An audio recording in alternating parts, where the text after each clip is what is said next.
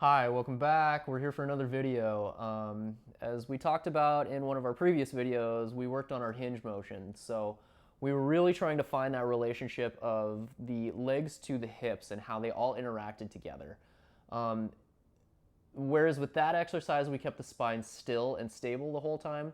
This time we're going to ask for a little bit more abdominal work. So we're going to ask for a little bit of flexion to come into this.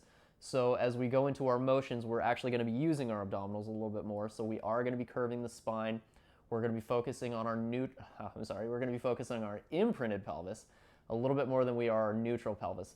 So this exercise here is a really, really good one for finding that hip connection to go along with the abdominal connection and finding that motion from the pelvis in a different plane and range of motion than what we were able to get with our neutral pelvis.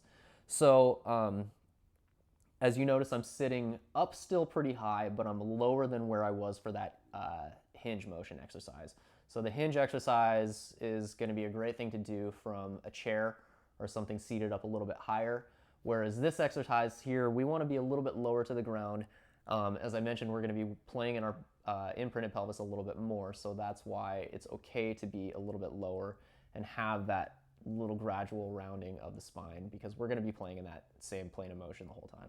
So whereas before we were looking for that curved spine, but now we're going to really be incorporating a little bit more action to be coming from our hips and then from our abdominals. So this time here, what I would like to do is sort of the same thing as before when I mentioned with the hinge exercise that we want our legs a little bit wider so that we have room to move our pelvis and hinge our pelvis through that area. We're going to do that same thing from this position. So we want our legs to be spread a little bit wider. We want to have a nice little V in between those legs so that we have that place again for our pelvis to move through. So another thing too is if we start feeling clicking or popping or anything like that in the hip, this is one of the best ways to come out of that motion. So what happens is our hip flexor muscles get a little bit tight and strong because we're always in that seated position, as I've always preached, preached through all of these videos. So what happens is those hip flexor muscles have a tendency to roll our knees inward. So if our knees are rolling inward and our femurs, the upper leg bones, are rolling inward with them, those hip flexor muscles are engaged at that point. So they're really, really strong in that position and they're trying to pull us through. But what's happening is they're trying to pull us through in that manner that they've always done, and they've always assisted and basically taken over that action. We don't want that to happen right now. We don't want our hip flexors that are the ones on the very outside of the muscle, so the two joint hip flexors, to really be taking over. We want to find this motion to come from our deeper hip flexors. So as we roll those legs out, we're going to find that connection a lot easier through those deeper hip flexor muscles that create more of that refined movement in the pelvis. So from here, we're going to take our arms out directly in front of us. I'm going to sit up as tall as I can in this position. And from here, the very first thing that's going to happen is I'm going to exhale and roll my pelvis into that imprinted position. As I roll my pelvis into that imprinted position, I'm going to take that shape all the way down as far as I can keep my feet firmly planted on the ground. From there, I'm going to keep that curve in my spine and exhale. And I'm going to dive my arms over my legs. From here, I'm going to roll back into this position. And then I'm going to exhale myself forward.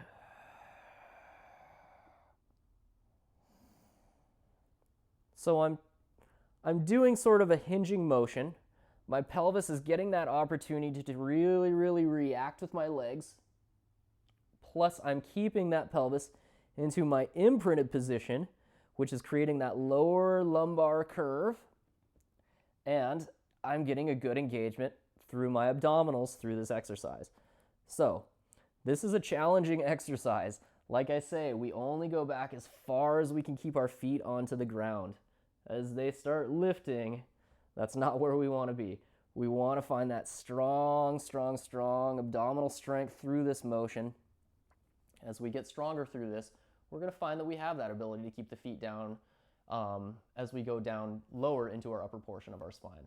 But right now, we don't really need to focus on that. We're focusing on the movement that's happening from the pelvis, plus we're focusing on keeping that strong, strong abdominal engagement to keep that pelvis rolled in our imprint. So I'm going to go through this exercise now with just breathing and no talking. So please feel free to follow along with me. So from this position here, I'm allowing my pelvis to roll down. So I'm sitting myself back. From here, we're going to start our motion.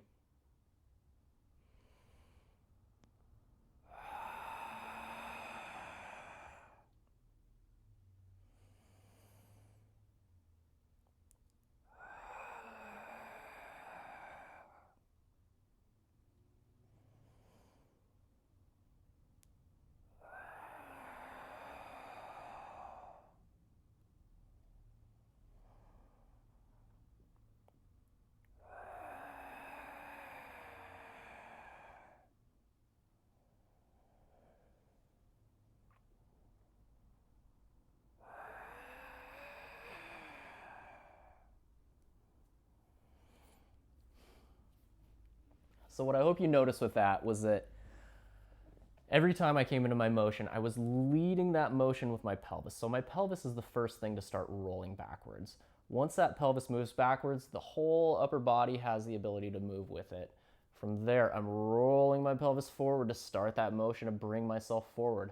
I kept my curve in my spine the whole time, so meaning I was in my imprinted position the whole time. That was the area that I really wanted to focus on because that's a really good place to keep that abdominal engagement strong. So through that strong abdominal engagement in this different plane of motion, as I start coming down, it becomes challenged for me to keep that imprinted position because gravity is trying to force me to the ground. So that's why this is an ab exercise as well as a hip and hinging motion exercise. So it's a really, really good exercise that encompasses everything within the lower section of the body. Another thing to focus on with that was I was trying to keep my shoulders and arms in that same parallel plane to the floor the whole time. So I wasn't taking my arms up as I was going up or taking my arms down as I was going down. I tried to keep them parallel to the floor. I may have missed once or twice, but at least I know what I was trying to do there, or know what I was intending to do. But yeah, so that was our exercise today. It's a really, really good one for, as I said, encompassing everything that relates to the hips and relates to the lower abdominals. So have fun with this exercise, and I look forward to seeing you again for another one. I'll talk to you later.